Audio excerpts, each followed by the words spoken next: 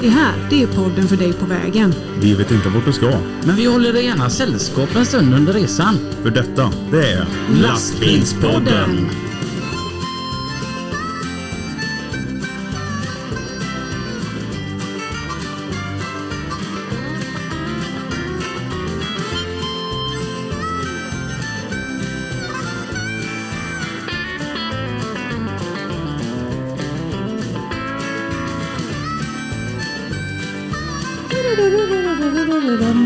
Mipp, mipp. Hallå! Hallå där. Du, vill du höra när jag ska ge det? Ja, alltid. Alldeles innan vi drog igång här nu så var jag ute och tog lite frisk luft. Ja. Så har ju vi 2 stycken underbara grannar. De heter Lars och Gunilla. Ja, de är fina de. Pensionärer bägge 2.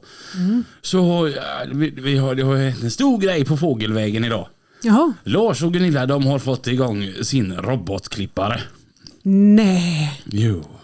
Har de skaffat en sån? Ja. Alltså, Gunilla, hon har lagt ner sånt arbete på den här gräsmattan här nu under förvåren, va? Ja. Hon har massrivit, hon har kalkat och hon har gjort så mycket grejer, va? Och nu fick jag alltså bevittna när den gick igång.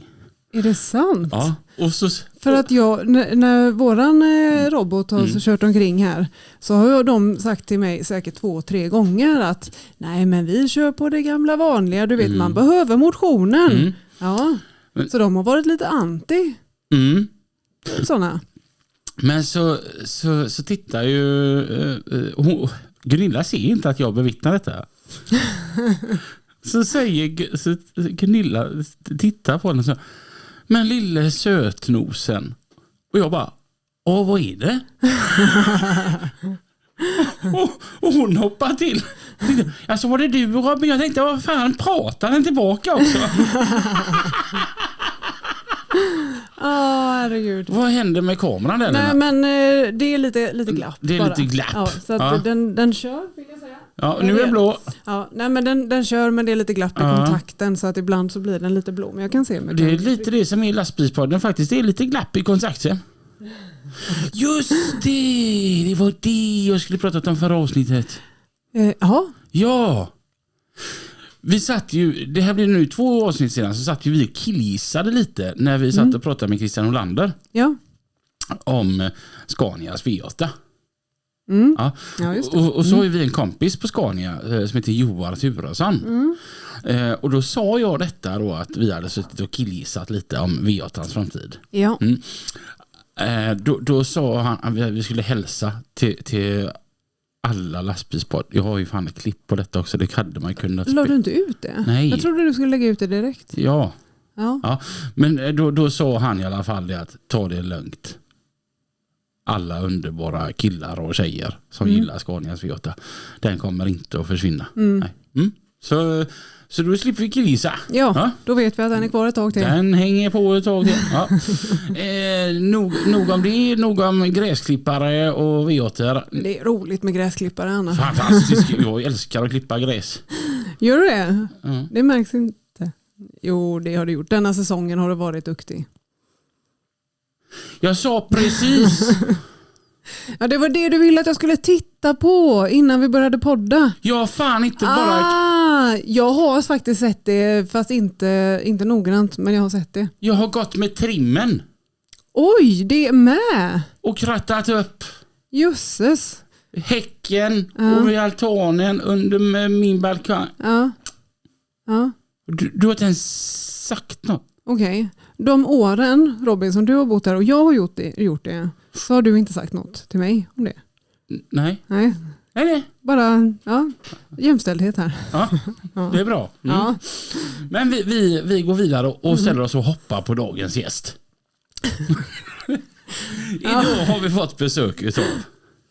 Jag tror alla lyssnar på podden för att lyssna på gräsklippningen. Ja, är det inte så? Josefin. Hej Josefin. Hej. Kul att vara här. Ja, Kul att du är här. Ja. Är det bra med dig? Det är jättebra med mig. Du har sånt här gött, sån sprallig aura. Ja, verkligen. Ja, vadå, ni sitter ju och skrattar jättemycket med. Man drar ju med sig. Eller? Men du var en sån. Man blir så här glad bara man tittar på dig. Ja, det var kul. Ja. Är du alltid sån? Eller är du så här att du ger 100% under en period och sen är du introvert och bara helvete? Ja, ibland blir man introvert. Det blir man. Men det är om man möter en människa som är lite jobbig och så man kommer med den där energirika och så möter man en vägg. Då blir man sådär, ja nu okej, nu försvann allting från mig med då. Men här tycker man möter bra. Du är ju också energirik liksom. Ibland så. Ja. Från Jönköping? Från Jönköping. Born and raised? Nej, från Eksjö. Men, trästaden? Ja, precis. Nej, den unika trästaden, om jag får be. Det stod stort på skylten, står det den unika trästaden. Varför flyttar man från Eksjö? Nej, men det var ju jobbet. Jag utgår från Jönköping. Så. Alltså Eksjö är ju väldigt vackert. Men jag kommer ihåg för en massa år sedan så åkte jag genom Eksjö och så kom det ett Lidl där och man bara, fan vad det kändes som att placera. Alltså det är alla de fina husen som är där och så ett Lidl. Inget ont emot Lidl nu liksom, det var bara att det var så modernt i kontrast till de fina husen. Ja. Okay. Det är ju extra nu, så det är inte Lidl kvar, det är extra. Jaha, ja, du ser, så länge sedan var det. Så jag tänkte på det. Vad jobbar du med? Jag kör lastbil. Oj. Kör en 18,5 jumbo-trailer med en dragbil då. En Volvo FH. Och då specialtransporter helt enkelt. Hela Sverige. Åt? C4 Transport. C4. Är det bra? Jag tycker det är jättebra. Jag trivs. Annars skulle jag nog inte jobbat kvar. Hur länge har du varit där? 2 år som anställd. Men sen var jag även 1 år som lejebil då. Från ett annat företag. Okej. Hur gammal är du? 25. 25? Härligt. Man har så mycket energi när man är 25. Ja, det är en bra ålder faktiskt. Jag kan sakna det. Ja, för det är då man verkligen är vuxen och mogen utan att ha fått de här åldersproblemen.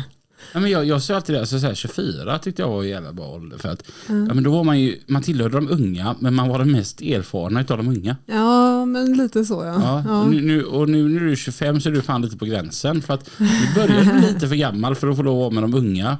Ja, jag som är 25 det är då energin börjar ta slut. Så jag känner att det trappas ner lite nu. Ja, jag kan säga det pikar nu kan jag säga för att det blir lite bättre. Ja, jag känner att det vänder lite nu. Men jag är så här, om någon frågar mig, ska du med på AV på fredag? Bara, nej, för att på måndag måste jag börja 5:00. Ja, men det är ju så det har börjat nu, vet jag. Jag säger nej, men hemma är bra ändå. Ja, men jag känner alltså jag trivs av att bli äldre faktiskt. Jag tycker det är så himla skönt när man får erfarenheter. Att man känner sig så mycket tryggare i sig själv. Men det blir ju de här grejerna som jag var på synundersökning här om veckan. Och, alltså, jag märker, och där påtalade de att jag liksom börjar bli äldre. Jag märker det kommer med åldern, säger de. När man liksom så här letar avstånd som är bra. Det är ju dina.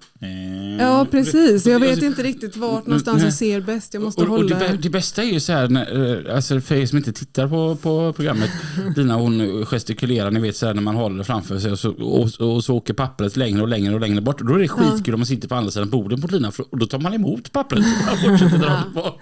Ja, för man måste ha liksom det rätta avståndet och sen liksom vinkeln lite sådär för att kunna se. Det är fördelen med glasögon, för då ser jag ju alltid lite ung ut för att jag bara tittar. Ja.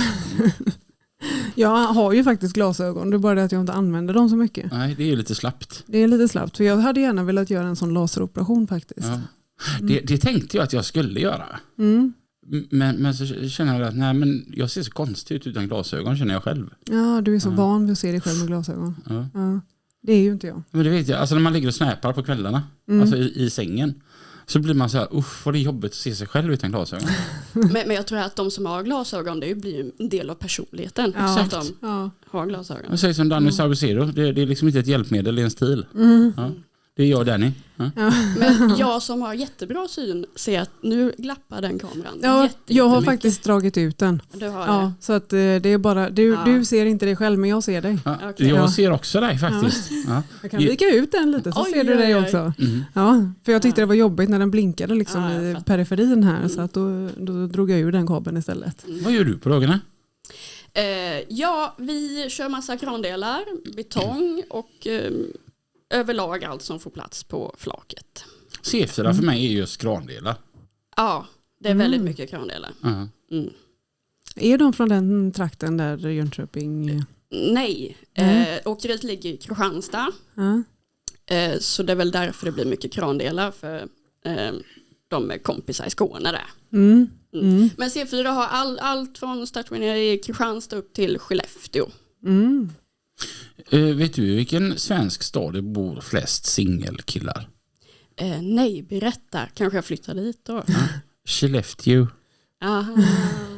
Alltså du och dina märkliga skämt.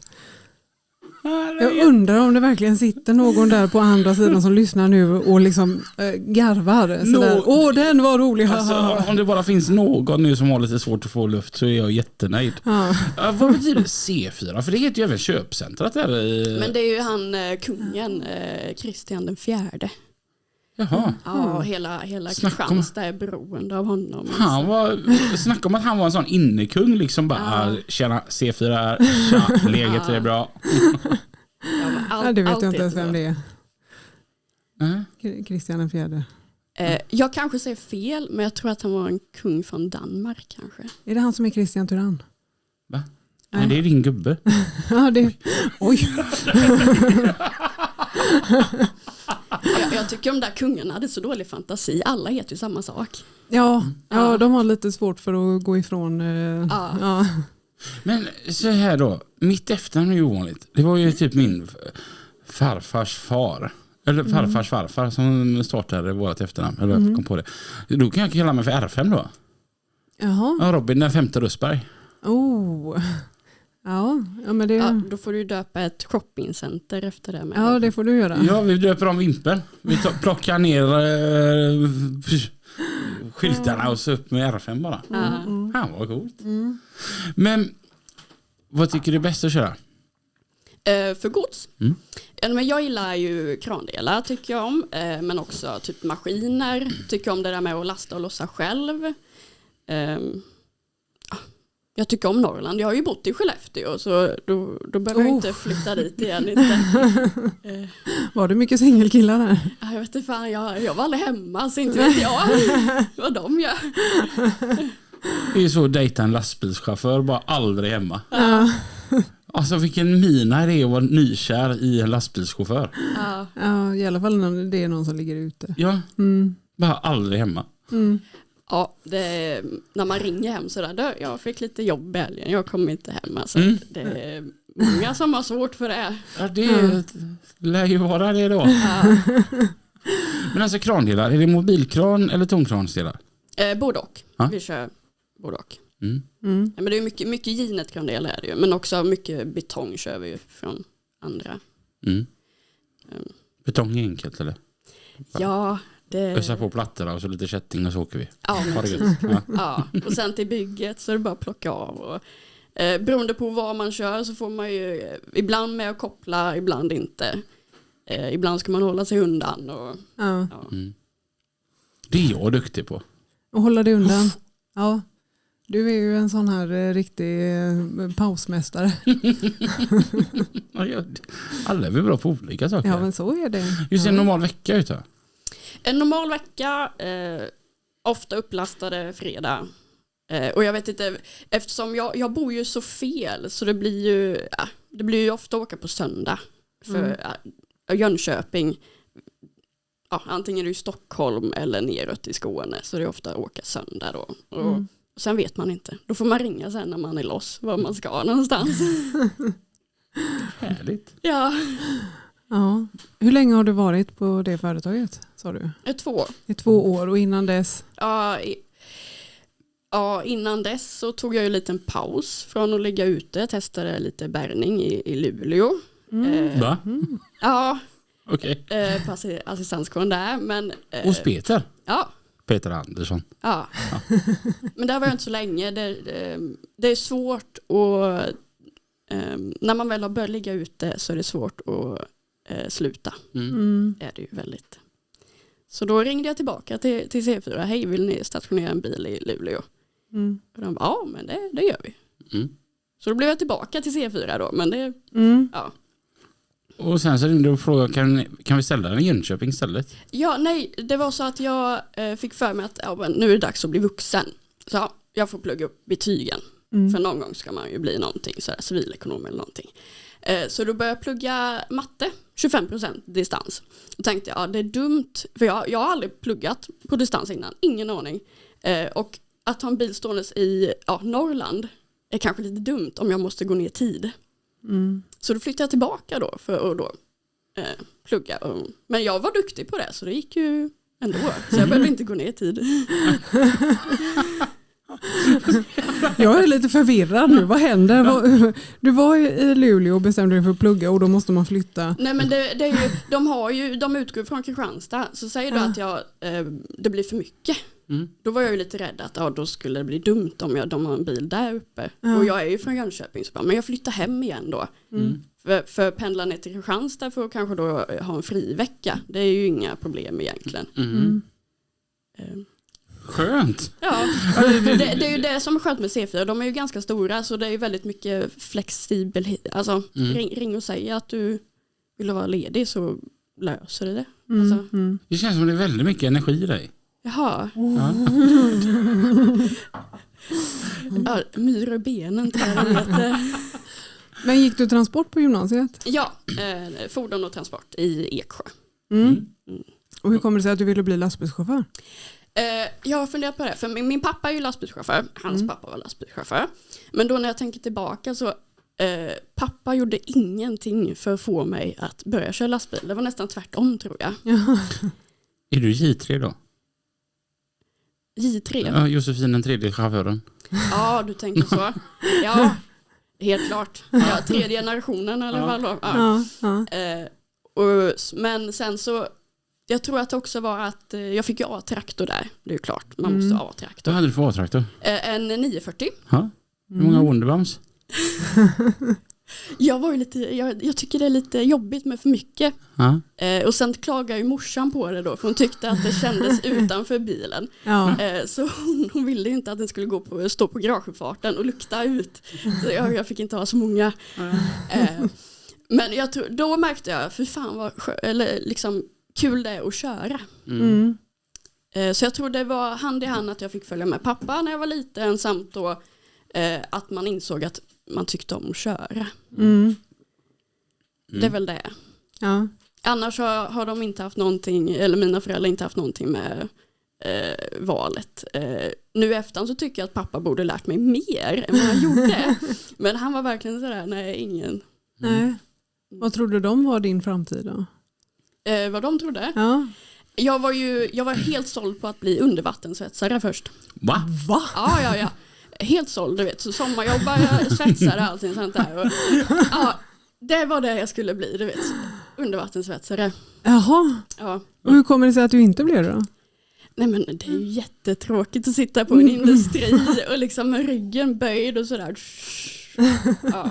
Nej. Men hur kommer man på det? Ja. Det vet jag inte.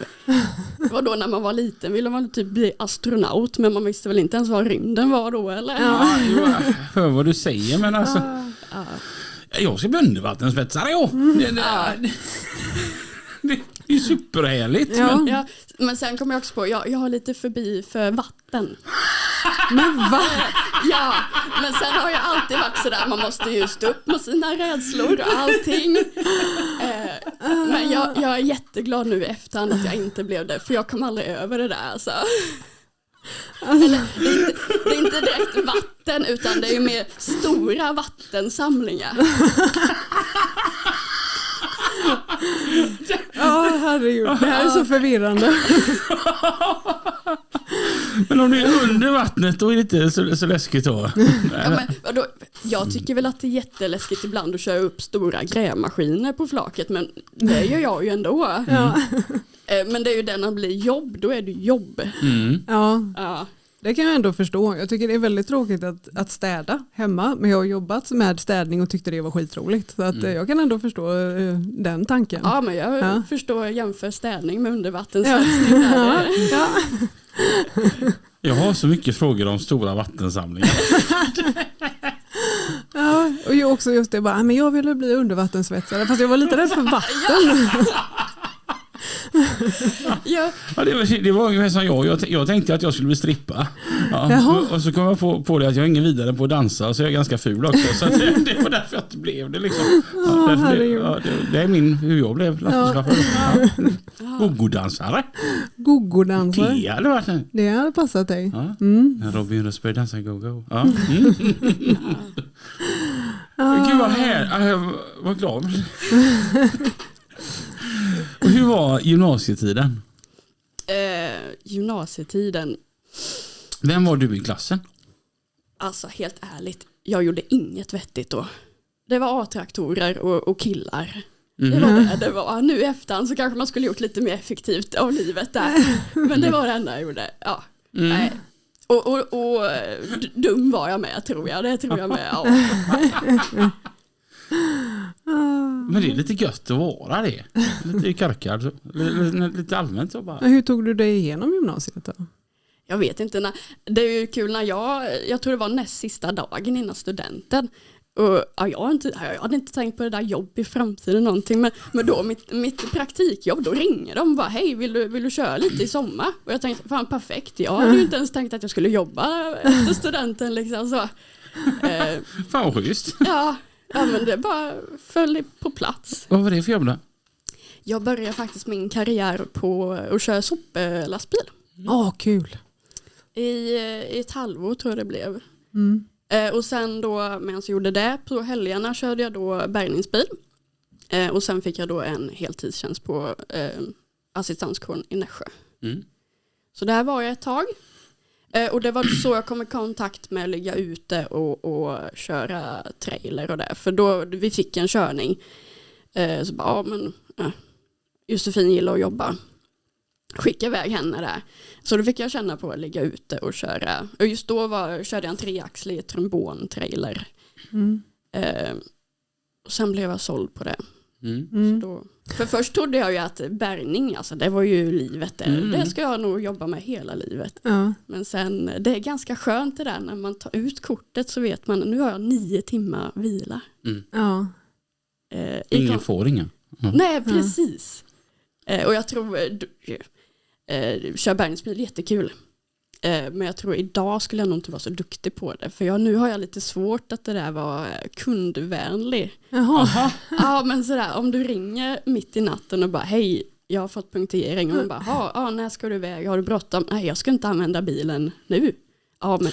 Du är såna, vet du. Jag kommer ihåg det som det var i förrgår. Det hade varit en vinter. Vi hade mycket att göra liksom. När jag körde bärgningsbil. Och så kom jag ut till Axel Dahlströms torg i Göteborg. Klockan är typ 2:30 på natten. Och lagar en punka. Och när jag är färdig så backar han in bilen i garaget. Och jag bara, du kunde ju som inte ringt mitt på dagen istället. Då, liksom. Du kunde ringt nu och förbokat att vi kommer klockan 10 liksom. Men nej, det är klart att du ska väcka en stackare liksom. Din jävla knickerick. Den värsta jag hade var ju en julafton. Men då jobbade jag för Viking. Ja, i alla fall. Så då också starthjälp var det. Åka utanför, det var väl 40 minuter dit liksom och starta igång bilen och bara, ska du iväg till familjen nu och sånt där. Han bara, nej men jag kanske åker in och handla med min andra bil sen som startar, säger han då. Han skulle inte göra någonting. Och ringer ut mig för att starta hans bil fast han hade en ståendes. Det är då man ringer till tomten och så säger man du, Väddebackavägen 32 där dit ska du inte gå in. Nej, sen man försöker ju förstå andra människor så jag tänker att han kanske var ensam. Om man inte skulle iväg på För han pratade som fan även om jag sa att nu måste jag sticka till andra för det var någon som hade kört i diket, men du vet, han skulle prata. Ja, det är lite fint tänkt ändå. Ja, och min familj är ju ganska van vid att jag inte är närvarande. Så det skadar nog inte jättemycket. Jag kanske gjorde det här hela hans jul, det vet man ju inte. Det tror jag säkerligen, men det är energiknippet liksom. Ja. Han fick ut plus liksom en söt flicka som kom ut. Det kunde lika väl varit liksom en stor bastant kar. Liksom. Ja. Som jultomten. Du menar att det är ett minus ifall jag skulle komma ut och hjälpa någon? Är det du vill ha fram med detta? Eller? Inga namn nämnda. Och det var bara som jag På julafton, då vill man väl ha en stor bastant karl, tänker jag. Ja, vi vill ju det. Ja. Men jag tror inte han ville det kanske. Eller jag frågade inte. Hur han ville ha det inte. Men jag tänker på det här också att du ville plugga vidare eller plugga upp dina betyg. Hur kommer det sig att bli civilingenjör eller ekonom eller något? Nej, men det är ju sån där, ibland har man sådana dåliga dagar. Ja. Och jag har ganska svårt att det där, om man får en idé ska man ju låta den marinera lite. Ja. För det kan ju vara en bra idé och en dålig idé. Ja. Jag går sådär, fan, en dålig dag, nu ska jag lägga det här på hyllan, för fan alltså. Nu ska vi plugga och så ska jag bli civilekonom. Rik. Typ. Sen dagen efter bara, nej men alltså det här är ju bra. Men då har jag redan sökt in ju. Ja. För det gjorde jag ju direkt ju. Ja. Jag dubbelbokar mig väldigt ofta. Så Jaha. så det, men sen saker händer ju så jag tänker, det är väl bara, jag är ung. Och jag ser väl inte att jag kommer jobba med lastbil hela livet. Nej, det tror jag inte. För i så fall skulle jag vilja jobba så som jag gör nu, ligga ute och så. Men det kan man inte göra hela livet. Nej. Vad vet du då? Jag tänker att jag någon gång måste vara lite närvarande hemma med. Min lilla syster tycker att jag är tråkig. Ja, okej. Och då tänker jag, då blir det mattebetyget. Så jag har läst matte 2B. Så nu är jag inne på 3B. Som du fortsätter ändå? Ja, men jag ångrar det lite. 3B var inte alls kul. Jag jobbar så som jag jobbar. Jag jobbar i 2 veckor hemma i 2 veckor. Ja, det kan man absolut göra. Det är inget fel med det. Men jag tror aldrig, jag är inte, när det är 7-4 och kör lastbil tror jag inte det skulle passa mig så bra. Nej. Men 7-4 civilekonom funkar. Nu har jag ju glömt den där idén med. Det var ju ett infall på ett infall på ett infall. Inte ska jag bli civilekonom, men nu har jag redan börjat så det är väl lite... Ja, ifall liksom idén har marinerat och du känner att det var en bra idé ändå. Ja. Jag har ju bara en fråga. Va? Alltså, hela du lyser ju så mycket energi. Alltså, jag känner att jag blir pigg bara av att titta på dig. Ja, det är snällt. Tack. Men du dricker inte kaffe? Nej. Hur fan kommer du igång på morgnarna? Jag är ingen redig lastbilschaufför helt enkelt. De ska ju dricka kaffe och sånt där. Men på morgonen, det är så dumt. Jag har varit en morgonmänniska hela livet. Sen nu den senaste halvåret bara dalat. Jag kommer inte upp på morgonen. Och då, jag dricker inte energidricka heller i vanliga fall. Så nu har jag börjat dricka det. Men nej, jag tycker det är hjärtat dunkar ju för fan när man dricker det. Hjärtat dunkar ju för fan. Ja. Men jag bara, hur fan kommer du igång? Alltså när du har så mycket energi också. Har du ingen sån morgonrutin att det här måste jag ha annars så går den här dagen åt skogen? Det var länge sedan jag hade morgonrutin så. Okay. Man börjar ju olika tider så det blir ju. Men en sak, alltid när jag vaknar jättehungrig. Jaha. Ja. Vad äter du till frukost då? Ja, det är allt från, jag gillar massa frukt, jag gillar gröt, nu var det macka med mögelost på, sån där fin mögelost, unnade mig det. Men sen, nu denna veckan tog ju frukosten slut halvvägs in i veckan och sen har man inte hunnit stanna och handla på nytt för jag råkar äta för många mackor. För man, ibland när det är gott då äter man ju upp hela mackpaketet på en dag. Har du inte lärt dig någonting om mattekursen när du har gått? Josefin har 10 mackor. Ja, precis. Ja. Nej, nu med matten där, nu är jag inne på sådär x upphöjt till 0,7 och sånt där. Ja. Den är fin. Och Limes ex går mot oändligheten och sånt där. Ja, min smörgåspaket räckte inte oändligheten i alla fall. Nej. Ja, men alltså det med ex upphöjt. Ja, ChatGPT. Jag frågade, kan ni göra mitt telefonnummer till ett riktigt krångligt mattetal? Ja, för jag är så trött på Sebbe, min kollega. Ja, men han är ju helt underbar, men han är ju sopdum stundtals alltså. Ja, och jag kan bli så trött på honom. Ja, och då tänkte jag att jag måste ha lite smartare kompisar. Ja, så då gjorde jag en sån här jättesvår matematisk ekvation som blev mitt telefonnummer. Ja. Och så tänkte jag att jag skulle posta det på Facebook. Bara, hej, jag behöver lite smartare kompisar för Sebbe är så korkad. Så att ni kan gärna slå mig en signal på det här telefonnumret. Och tänkte att den som klurar ut det liksom är ju tillräckligt smart för att vara min kompis. Sen när jag skulle göra det så tänkte jag, men Sebbe är ju fan underbar. Ja, och jag ser ju så smart ut jämte Sebbe också. Ja. Så då skrotade jag det. Jaha. Men det är ju rätt kul och dit jag ville komma var att jag kände mig korkad när jag kollade på det där. Du pratade om X och upphöjt och nedsänkt och ner i vattnet med den. Och, alltså vem fan räknar på det sättet? Ja, det frågar jag ChatGPT med. Vad använder jag detta i verkliga livet? Derivat och sånt där. Men tydligen gör man det när man forskar. Mycket sådär stamodlingar och sånt där. Ja. Ja, men du vet, för jag satt och kollade på den här formen. Jag kände mig sopdum när jag kollade på det liksom. Bara, vem använder detta? Och av vilken anledning liksom? Ja, men plötsligt händer det. Det är svårt att se det. Det är faktiskt. Men så om du då inte blir civilekonom längre fram, vad tänker vi då? Ja, ingen aning där. Jag tänker, du verkar nog ganska klipsk. Ja, nu lät jag jättesmart när jag har sagt det här, men nej. Jag sa ganska klipsk. Ja. Nej, men ingen aning. Det är, får se. Och det här är inte likt mig heller, för det har ju precis försvunnit det där civilekonomsaken. Och jag brukar alltid ha ett mål. Och det här känns jättekonstigt att ha ett mål just nu. Så prata inte om det. Jag känner mig lite stressad över det där att inte ha något mål.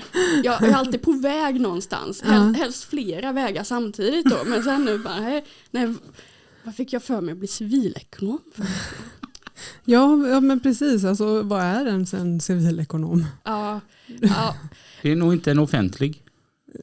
Nej. Han är ju civil. Ja. Ingen uniformerad. Aha. Jag tänkte ändå faktiskt så här. Kolla här. Apropå matematik nu. Man tar studenten man är 19. Detta året så kommer man fylla 39. Det gör att jag då har 20 yrkesverksamma år. Och så ska man jobba tills man är 67. 67 minus 19, det blir 40 år lite drygt. Ja, det gör ju det. Jag har 48. Det gör ju det att jag har ju alltså inte ens kommit halvvägs in i min yrkeskarriär än. Så jag tänker så här, du då som är mer än 10 år yngre än mig. Alltså det är inte självklart att du ska veta vad du ska göra resten av livet nu. För jag känner ju det att som sagt, jag har inte ens kommit hälften än. Vad ska man göra sen?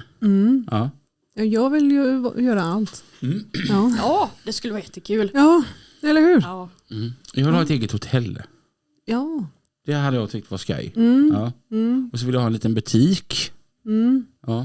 Ja, det hade ju passat dig. I alla fall, för du är ju väldigt social och kunder, vad heter det, kundrelatering. Du kan få jobba i min butik. Ja, men det är det jag menar, att det här resten kanske inte passar dig så bra. Du hade behövt ha lite personal. Och där är du ju bra. Där är jag bra. Ja, du är kanon. Ja, vi kör. Ja, lastbilspoddens hotell. Ja. Ja. Det var fräckt. Och så i spaavdelningen ser Michelin-gubbar som ena står och håller fram handdukarna. Ja, eller Michelin-gubbar som sprutar vatten så här som ett litet vattenfall. Ja, jag ser det framför mig. Ja, det gör det. Ja. Vad kör du för lastbil? En Volvo FH. FH, det är så det börjar. Vad tycker du om det? Ja, det där jag körde Scania innan för några jobb sedan. Och då tyckte jag om Scania. Scania bäst. Men sen sätter man sig en Volvo. Ja, då blir ju Volvo bäst. Men egentligen skulle jag ju... Det enda jag är missnöjd med Volvo är ju att jag som en lite mindre person sitter lite obekvämt. Med att nå gaspedalen speciellt. Så jag får lite ont i högerbenet. Du får använda platåskor. Buffalos. Ja, precis. Annars är jag jättenöjd med Volvo. Och jag har inte haft så mycket problem med min heller. Så det är skönt. Ja. Man blir så glad. Jag tänkte på min bil här nu. Nu har den gått snart 28 000 mil. Jag har bytt spridare och servopump. Och tycker han, men det är rätt skönt. Det är liksom 2 saker som gått sönder ändå på 2,5 år. Ja, men det tycker jag, ja, men det är helt okej. Det gör det inte. Och så att någonting jag hatar, det är ju så här felmeddelanden. Alltså så här, för saker som inte stämmer. Alltså, är det med jag menar? Ja. Och det har jag aldrig haft. Nej. Tycker det är görgött. Ja. För jag kan bli helt vansinnig på att bara så här, styrning, axel 4 fel. Ja, jag har inte ens någon axel 4 liksom.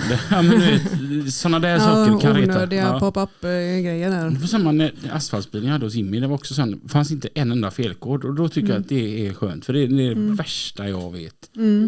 När man har någonting som ligger och är fel. Ja, men nu för en tid sedan när jag körde det här skåpekipaget. Det var ett märke som inte var tillverkat i Sverige. Och den här varnade ju för allt. Jaha. Och så säger jag det till han som äger bilen bara, den här varnar ju för fan typ allt utom föraren liksom. Och han bara, ja men det är bara att klicka igenom det. Åtgärda det då. Nej, det är ingen idé, sa han, för att då kommer det bara upp igen. Och jag bara, jag hade aldrig kunnat ta den här bilen. Nej. Men sen är det kul, jag och min bil har ändå hängt i 2 år. Och nu i veckan kom det upp ett felmeddelande jag aldrig sett innan. Eller det var ju sådär, jag låg på, den tyckte det var för höga varvtal. Jag körde en backe och var lite tung så jag var manuell växlar och skulle komma upp där. Och den har jag aldrig sett innan. Ändå har jag ju kört ganska många sådana körningar med att växla manuellt, pressa upp för backen. Aldrig sett den innan. Och då blir det sådär, man lär aldrig känna någon 100%. Nej. För lastbilen blir ju som en partner. Liksom. Det här har du aldrig sagt till mig innan att du tycker så. Nej. Ja, det var filosofiskt. Ja, alltså har det varit så här att du har varit ute på dejt en gång och bara, fast det där skulle min lastbil aldrig göra. Okej, du är ganska snygg att se på, men alltså min lastbil är fan bättre än vad du är. Allt. Ja, men jag är fullkomligt med dig. Alltså så här partner. Alltså ni vet så här amerikanska polisserier. Alltså du vet, de har ju sin partner liksom. Så känner jag ju med min lastbil. Alltså ta min bil som jag har. Det är vissa saker jag kanske hade önskat med den och så va. Men det är fan min partner liksom. Alltså vi har varit i 9 länder ihop. Alltså du vet, vi har upptäckt saker tillsammans liksom. Och det är nästan så du önskar att det fanns en inbyggd AI i lastbilen som kunde prata med dig. Och kommer du ihåg när vi var? Nu i vintras, jag stod i Alvdal, hade 29 minus. Och så, jag har ju dubbla batteripack på bilen. Det är en för batteri för att starta bilen och resten är för bordelen då. Tänkte jag. Fan, om man har det, då ska det ju funka. Så 29 minusgrader och Robin stänger av bilen, trycker igång värman och så står jag där i 11 timmar. Och då körde jag även kaffebryggan på morgonen. Och på morgonen var det ännu kallare, var det ju 31 eller någonting sånt här. Och man bara sätter i startnyckeln, vrid på nyckeln och bara du är min kompis. Alltså du vet, då kan man lita på sin partner på jobbet. Jag förstår precis vad du menar. Ja. Kul. När är du så nöjdast med din partner? Jag har varit redigt nöjd några gånger när problem löser sig själva. Det är den duktig på. För ibland mycket körningar som skakar mycket på skogsväg och sånt där. Och då kan den ju få fnatt ibland. Liksom, att den tycker att någonting är fel. Och sen bara försvinner det. Man bara, du löser det själv ju. Ja. Vad är största utmaningarna i ditt jobb? Största utmaningar. Men det där tror jag, det jag gör har jag gjort länge, men alltså 2 år. Så det jag gör borde jag ju kunna. Så jag vet inte utmaningar. Okej, jag ställer en fråga. Vad på ditt jobb kan pressa ditt humör mest? Mitt humör mest? Jag kör ju mycket dispenser ibland. Mycket breda saker och det är ju när den inte blivit inskickad i tid så får man stå och vänta lite på den. Väntetid är ju lite tråkigt kan jag tänka mig. Då blir mitt humör lite sådär. Godset ligger på. Kan vi köra nu? Ja, du vill ha lite bråttom av dig. Du vill gärna liksom chop. Nej, egentligen inte. Men det blir lite sådär ett irritationsmoment. Så. Ja. När är ditt liv på jobbet som allra göttigast? Nya ställen. Jag var och lossade i Finland i torsdags. Det tycker jag är kul att se. Jag har inte kört jättemycket Finland och det tycker jag är kul. Just det där att man kan ju vara på så nya olika ställen. Men jag tänker det svarar väl typ alla som sitter här och bara, vilket är bäst med yrket? Ja, det är ju friheten liksom. Det är klart. Vad är frihet för dig? Frihet för mig? Ja, alltså så här, alla lastbilschaufförer pratar om just det du säger, friheten. Men vad är friheten? Jag tror, när jag sätter mig och börjar köra, då är jag på väg någonstans. Jag är alltid på väg någonstans. Och jag tror att det är det. Milen man lägger, vet att man är på väg. Då börjar man, och så, jag lyssnar mycket på podd, mycket på ljudböcker. Bara sätta på ljudboken och åka. Fysiskt har jag ju inte gjort ett skit. Men jag har ändå tagit mig någonstans. Ja. Jag tänker frukost pratar du om, men är du sån som är duktig som gör matlådor eller äter du ute? Jag gillar matlådor. Men jag är jättedålig på att laga mat. Eller inte dålig, men jag är ointresserad. Så vad är det i dina matlådor? Nu i veckan var det ju köttfärssås och pasta.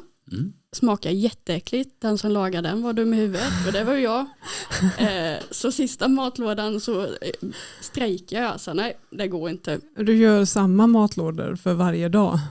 Eller? Nej, men jag hade 2 olika slags. Men de godaste åt jag upp först ju. Ja, så är det. Och sen blev de äckliga kvar. Men jag åt ju ändå om det var 1 eller 2 med köttfärssås. Men en tredje bara, nej, det går inte. Nej. Fast jag tycker det är skittråkigt att göra matlådor. Vad tråkigt det är. Men sen det där frysmaten, för då blir det frysmat. Det var ju ett tag jag har alltid mycket att göra, så hinner man inte laga mat. Så då blir det frysmat från frysdisken. Så tråkigt det blir i längden. Jättetråkigt. Blir. Alltså jag bara märkt en grej här. Jag måste bara fråga, varför har du Barts lilla syster på armen? Ja, jag fick väl för mig det. Det är ju klart. Lisa Simpson. Ja. Men jag har målat dem själv. Jag har skissat alla själv. Jaha. Tatueringen gillar du? Ja. Vad har du mer? Ja, och jag har halva ryggen och lite magen och benen. Jaha. Är det en liten hobby du har? Nu var det länge sedan, jag har inte hunnit. Men jag tänkte, om jag klarar den här jävla mattekursen, då ska jag unna mig några tatueringar. Det tycker jag. Men det här, det tar ju lång tid, eftersom jag då vill skissa dem själv. Och då måste jag sätta mig och skissa. Jag gör ofta på språng. Så då, och nu är det matten, det tar upp hela alltet. Så jag måste måla dem först. Så. Men är det så här att du jobbar liksom på dagen och sedan när du parkerar bilen och sitter och pluggar matte? Ja. Den det? Ja. Jag är imponerad alltså. Och sen, Jag frågar ju ChatGPT då varför jag är så trött och så förklarar jag ju liksom mitt schema och allting och den bara, du kan ju, det kan ju kanske vara lite mycket att plugga och jobba samtidigt. Jag bara, okej, jag fattar, det är klart. Jag tror att man är lite trött i huvudet när man måste fråga ChatGPT. Varför är jag trött? Ja. Ja, men då blir det ju ändå som du tänkte från början att men det kanske tar lite tid och så jobbar du ändå, men du kanske skulle ha varit lite mer ledig då för att kunna plugga. Ja, men sen samtidigt, jag tycker det är kul. Jag tycker matte är kul, jag tycker jobba är kul. Så nog är man trött ibland givetvis. Men det är ju alla studenter. Och de jobbar ju inte heltid, så vad är deras ursäkt då? Nej, så kan man inte säga. Favoritstad, alltså destination? Destination? Abisko. Va? Har du åkt den vägen där från Kiruna upp till gränsen? Nej. Det är en jättefin väg. Okej. Ja, det rekommenderar jag. Ja. Jättefin väg. Det är den finaste vägen jag någonsin har kört. Och tvärtom? Den sämsta staden? Ja. Det är ju nog en man har varit i så mycket. Typ Villastofta, Katrineholm och Hallstahammar. Det är trökiga ställen. Men alltså det är så många ställen där man bara, varför bor folk här? Ja, men ofta så är det ju som lastbilschaufför så ser man ju faktiskt inte stan. Nej. Många som har varit liksom i Alingsås lastat och lossat, de ser ju bara det tråkiga. De tänker liksom, hur kan man liksom bo i Alingsås? Det är en motorväg genom hela stan liksom. Fast när man väl kommer in i stan, de bara, det är detta som är så vackert. Ja. Men det är flera ställen som jag tänkt på att de som bor här för att de är härifrån. Okej. Ja, men inte Katrineholm kanske, men vad är det istället heter? Vingåker. Bara, älskling, jag tänker, ska vi inte köpa oss ett hus i Vingåker? Vem sa någonsin det? Det tror jag inte på. Nej. Utan bor man där så är det för att man är därifrån. Ja. Nu kanske jag får lite hat här. Ja, det är risk för det. Hallstahammar likaså. Men jag då som kör hela Sverige, det är ju en stor skillnad på städer och sånt. Speciellt då, eller i Skåne, där det är ju massa kommuner och städer och sånt där. Men om du rör dig uppåt i landet och speciellt inåt i landet, då kommer de där små byarna typ Esträsk. Ja, och det är allt många, som heter träsk. Ja, och det är många byar som man bara, jag har redan kört igenom det nu. Så var det 2 hus. Ja. Jag hade på natten på veckor sedan en Vilhelmina. Också så här, varför vill man bo här? Det är bara långt till allting och ganska trött och tråkig by liksom. Alltså det finns mycket ställen uppåt som är fint. Ja, och det alltid Järvsö är ju det bästa som finns uppåt. Men alltså Skåne, det finns ju många ställen man kan tänka sig att bo på i Skåne. Jättevackert. Ja. Men Norrland är jättevackert med. Ja, det är otroligt vackert att åka upp och besöka, men jag har aldrig velat bo där och så långt till allt. Ja. Jag var inne på Stenmans konditori i Vilhelmina. Och så hon tjejen som stod och hällde upp kaffe och tog betalt där. Hon var väl typ 25 kanske. Och så jag bara, hur är nattlivet här i Vilhelmina då? Hon bara, det finns inget. Jag bara, nej. Så vad gör man här när man är 25 och man vill gå ut och klubba liksom? Ja, men då far man till Umeå. Och det var ju som 2 timmar dit. Bara, ja. Jobbigt att komma hem på natten. Ja, det sa jag också bara. Det låter ju logistiskt jobbigt. Hon bara, så jag är inte så mycket för att gå ut. En stad däremot som jag bara älskar, som är så, jag vill tro, förutom Göteborg då, men det är för man är lite partisk. Men våran vackraste stad i Sverige, det är fan Malmö. Alltså vad vackert det är inne i Malmö. Så mycket fina hus och helig mentalitet bland folket. Och... Jag tror att det beror på vilket fordon du är i Malmö. Vi har ju vissa betongbyggen som vi kör in i Malmö. Och då känner man, nej här ska jag inte vara med min lastbil. Här inte. Men om man går, då är det jättefint. Eller? Jag åkte Audi. Ja, åka Audi, då är det säkert jättefint. Det är så vackert, det är så mycket fina hus i Malmö. Och jag blir alltid så jävla glad när jag är i Malmö. Okej. Ja, du börjar prata med någon eller? Då förstår man inte mycket där. Nej. Men vad fint de har det. Ja. Och jag tycker överlag så är det väldigt härliga människor i Malmö. Ja. Jättefint. Det är en stad. Jag tänkte, när jag hatade så mycket på Hallstahammar och Vingåker, tänkte jag får vi höja någonting. Och det är fan med Malmö. Det är det finaste vi har i Sverige, tycker jag. Ja, okej. Och vad härligt. Är det lite gött att köra lastbil nu när rapsen bara så här rapsfält överallt? Du menar i Skåne överlag? Eller överlag. Det är vackert ute just nu. Nu är den bästa tiden att köra lastbil, frågar mig. Jag hittar ju bättre i Norrland än jag hittar i Skåne. Aha. Och ändå så kör jag för ett åkeri som ligger i Skåne. Ja. Hur har du det med lokalsinne? Nej, jag hittar alltid tillbaka. Det gör jag. Det är jag ganska klapp på axlarna. Jag hittar alltid tillbaka. Ja.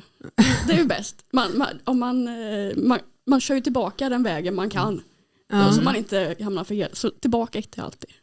Jag får så en känsla på det att det är så mycket energi och det sprudlar så mycket och du vet, man även kan liksom plugga vidare på kvällarna, du vet, att det blir så många tankar, så rätt som det är så är det bara, vart är jag nu? Ja. Hur kom jag hit och hur kom jag tillbaka? Ja. Det är ju så kul ibland då när jag sitter och snackar med min syrra och så bara, nej nu blir det rörigt, jag ber om ursäkt, vänta lite, jag måste bara pausa min hjärna och liksom hålla koll på tankarna och sen kan jag börja igen. Och hon tycker det är så kul. Ja.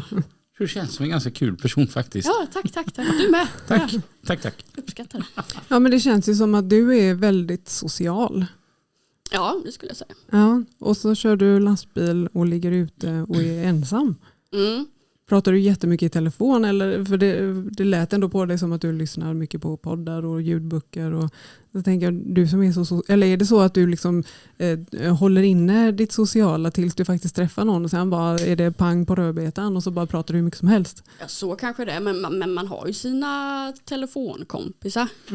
Det har väl alla som kör lastbil. Man har ju de personerna som man ringer till och sen sitter man 3 timmar och bara hoppsan, nu har det gått 3 timmar. Och vi har inte kommit fram till någonting, vi har bara snackat skit. Så nej, jag har inte funderat på det så mycket. Vad gör du på helgerna?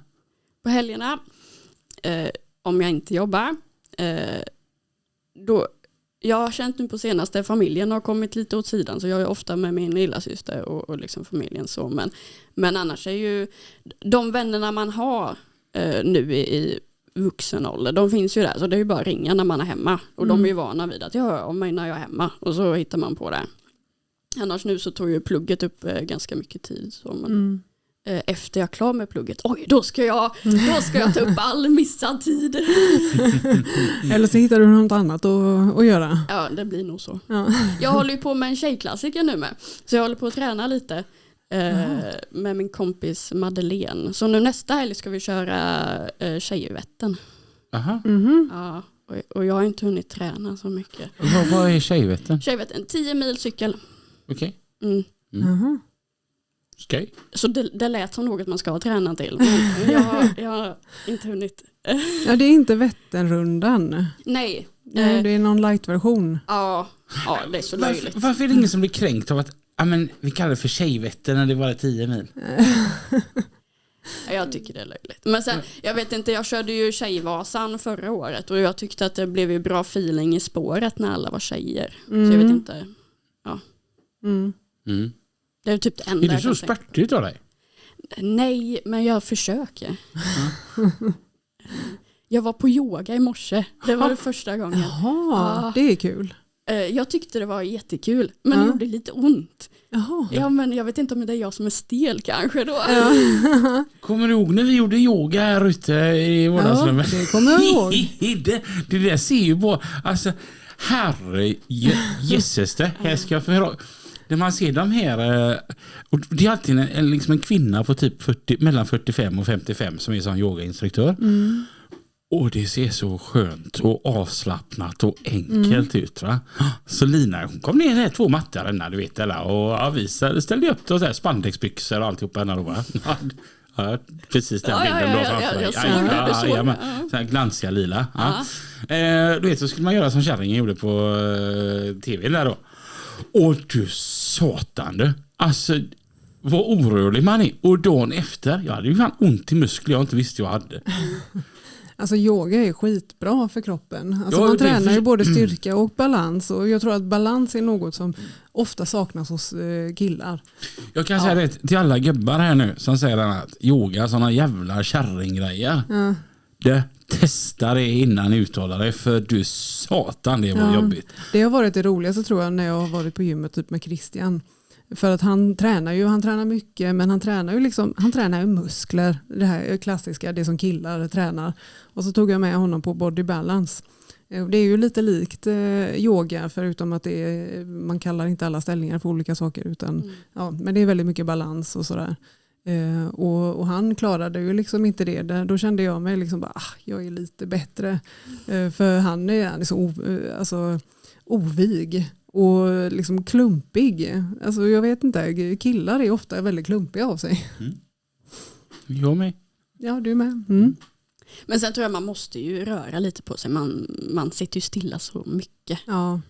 Gå ut på promenad på kvällarna. Det är eller bara göra lite stretchövningar tror jag är väldigt bra för kroppen. När man sitter så mycket. Jag är ju så liten så jag får ju plats mitten på golvet där och liksom sträcka ut mig och sträcka sådär. Jag tror Jag är så stor så jag fastnar där. Ja, men det är bara det här med att nudda golvet, alltså stå upp och nudda golvet med händerna. Alltså många killar kommer ju inte ens ner knappt till knäna. Okej. Kan du göra det, Robin? Vad tror du? Jag tror nej. Nej, då har du ju rätt. Det är jävla kul för dig då. Så kan det ju vara i och för sig för många tjejer också. Men jag kan mycket annat som inte du kan. Ja, det är absolut. Ja, det kan du. Ja. Men alltså när du inte pluggar matte då, du pratade om att gå ut och gå en promenad på kvällen och annat. Och när det är sån här vanlig dag så du inte liksom pluggar, vad gör du när du stannar på kvällen? Jag har ju ingen tv i min. Så det jag gör är väl måla ibland, läsa. Vad brukar du måla? Ja, det är ju tatueringarna. Det är väl det. Du säger läser bok? Ja, jag gillar att läsa. Det ser avslappnat och skönt ut. Ja. Jag önskar att jag läste mer än vad jag gör faktiskt. Det är väldigt, väldigt härligt att läsa. Man kommer in liksom i en annan typ av fantasivärld.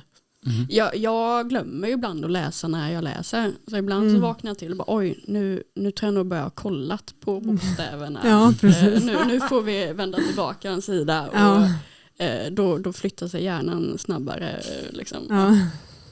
Springer du fort där inne eller? Ibland. Jag får den känslan. Så ska jag får ju energi. Ja. Men tjejklassiken sa du.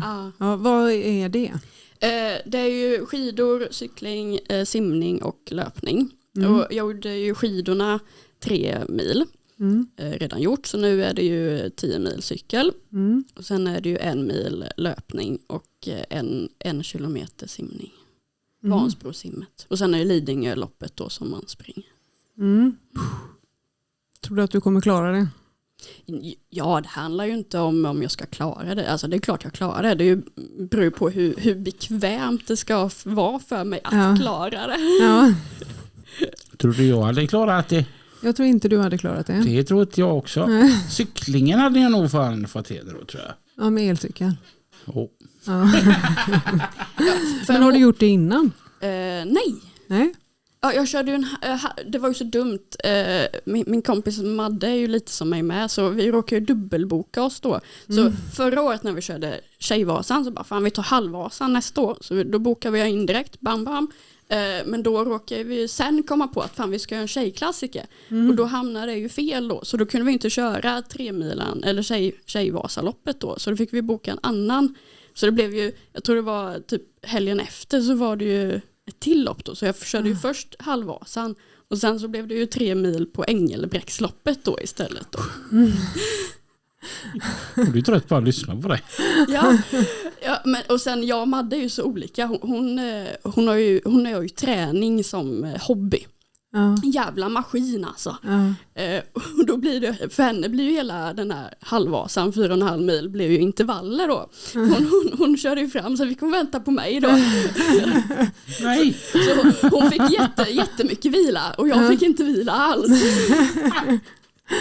Jaha, hon är ingen sån tävlingsmänniska som känner att jag lämnar henne, jag måste komma i mål. Nej, men vi skulle göra det tillsammans. Ja, hon jobbar ju militären innan så hon är ju väldigt sådär. Och jag skulle ju samma för dig, Lina. Vänta in mig. Ja, det är klart. Ja, för vi gör det tillsammans, du och jag. Oj. Ja. Ja, ska vi satsa på det till nästa år då? Nej. Men om vi skulle göra det, då vet du att jag väntar in dig. Jag skulle aldrig lämna en broder eller syster. Eller vet. Men jag är ju lite inne på den här vingelrundan i Göteborg nästa år. Ja, den lät skoj. Den kan jag fan vara med dig på. Ja. Det kan vi fan bära varandra. Ja, där det är vinprovning vid varje kilometer. Fantastiskt. Ja, det låter kul. Min kompis Oliver, han gjorde en skoj. Han är ju dansk. Han gjorde en kul grej samma dag som i Göteborgsvarvet.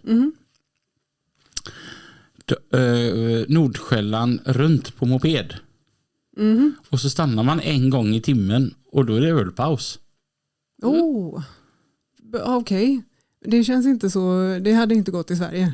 Köra moped och dricka öl. Nej, men det är ju 0,5 i Danmark och tar du en öl i timmen så du blir inte allt för vinglig på det. Nej. Det är inte precis så att man cyklar bort och man ska åka moped. Det känns inte som någon utmaning direkt. Nej, men de hade ju olika stationer och så hittade de på lite olika saker. Ja. Alltså, de hade börjat säga 8 på morgonen och 5-10 på kvällen. Herregud. Vilken kul grej. Jag som gillar att vandra och det finns ju liknande fast med vandringsleder då att varje så är det sådär ölstopp och sånt där. Ja, det låter kul. Och det är kanske bättre att gå istället för att åka om man ska ha öl. Kan man ha gåstavar också? Ja. Jättebra. Vi har ju veckans fråga skriven utav förra veckans gäst. Och där får du den. Då är det Moa som har skrivit detta till dig. Ranka följande aktiviteter från roligast till tråkigast i lastbilen. Prata i telefon med kompisar, lyssna på podd, lyssna på radio, lyssna på musik. Tråkigast det är lätt, det är radio. Sen blir det då uppifrån ner, tråkigast och ner då. Då är det radio, musik, podd, kompisar. Hur pratar mest i telefon? Nej, men det är roligast. Kan du så här sitta tyst? Alltså förstår du vad jag menar? Alltså så här, ingen musik, ingen stereo, inga telefonsamtal. Den enda gången jag stänger av allting det är ju när man ska backa in i något smalt. Då backar jag ju bättre om det är tyst. Så. Ingen logik i det heller. Nej, men jag fattar det. Jag är med på det. Jag håller absolut med. Men jag kan tycka det är skönt att bara sitta så som ett jävla psykfall. Och det bara är tyst. Liksom. Ja, men vad händer i hjärnan då liksom? Det är ju då det går igång i hjärnan. Ja, men det värsta är då om någon ringer och bara hej, var är du? Oj, jag är här. Och här är där man är. Och så väntar man på att det ska komma en skylt. Och vart det ligger, det ska jag berätta för dig om en liten strax här. Herregud vad vi blev fyllda utav energi. Vilket knippe du är. Ja, verkligen. Jag tänkte, Sverige behöver fler som dig. Men vi går ju över tiden. Ja, vi gör ju som det. Som alltid när vi har så goda gäster. Ja, vi har en tendens att göra det väldigt mycket nu, känns det som. Vi håller oss sällan under timmen. Nej, det är svårt. Ja, det är svårt. Ja. Vad ska du göra den här lördag? Jag ska faktiskt till garaget och plocka i ordning lite bord och stolar och sådär som jag ska hyra ut. Vad ska du? Jag ska åka in till stan en liten sväng. Jag ska ut V70 och glida. Ja, nej, jag ska ner och kolla på en grej. Jag tappar bort min plånbok. Ja, just det, det var det ja. Och så fick jag att den måste ligga där. Och jag har varit den ligger inte där. Så jag ska ner och bara bevisa att den ligger inte där. Och om den ligger där kommer jag fan bli irriterad. För det kostar mig 1800 spänn med ny plånbok och alla nya kort och alltihopa. Så att vi får se om den ligger där eller inte. Hoppas du eller hoppas du inte? Jag fick den här frågan av samma person. Det är klart att det är skönt om den är där. Och jag saknar själva plånboken mer än alltså det som ligger i. Det har ju ändå beställt nytt. Det var lite gött faktiskt, sånt lifehack. Jag har beställt nytt förarkort. Så att om blir jag stannad nu så det är ju på 0. Ser ni med? Jaha. Du vet. Det finns inga bevis. Alla bevis är begravda. Nu sköt. Fast det gör det väl inte riktigt. Det finns ju i färdskrivaren. Jag tror att det... Men sluta nu. Fan vad ni var deprimerande då. Ja, det är tur att jag inte har något direkt att dölja. Och vi hade ju en diskussion förut där. Det där med att de här underbara älskade nötterna på Facebook som måste vara vi riskerar flera tusen i böter om vi kör 5 minuter för mycket. Nu sist när jag blev stannad och kollade min färdskrivare så hade jag kört till 4,55. Och så frågade jag varför har du kört till 4,55? Jo, så visar jag, för jag har ju tagit en utskrift då. Och så visade varför. Och han bara, bra, då har du koll. Och så kunde jag åka. Så jag vet inte, om man får flera tusen spänn i böter för 5 minuter. Jag körde 25 minuter för mycket och fick ingenting. Det är nog bara en skröna det där. Ja. Sen är det klart att hade man kört 25 minuter för länge varje dag. Ja, då är det ju något annat. Ja, men det är väl det att det blir i system. Det är väl det de kollar på. Exakt. Ja. Vad ska du göra idag då? Ja, jag var ju lite tankspridd och jag dubbelbokade mig ju egentligen. Så det är ju sån där street food festival i Jönköping. Jag skulle ju gått där med morsan egentligen. Men det blir väl kväll med kompisarna där istället. Vad ska du, alltså om du var på sån, vad vill du testa då? På street food? Jenny, jag har aldrig varit på en sån. Nej. Så jag var jättetaggad. Eller jag är jättetaggad. Så var du tvungen att åka hit och podda liksom. Nej, men det var jättekul det här med. Ja. Vad är ens street food? Jag tänker typ så här fish and chips liksom, eller hamburgare. Bra fråga. Jag kan skriva sen vad det var. Rata också liksom. Ja, det ska jag. Ja, langos tänker jag också är lite street food. Allt sånt som säljs ur en sån här vagn. Det är gött. Ja, och det gör att man får dåligt samvete också. Ja, sånt som man kan stå upp och äta. Det tror jag är street food.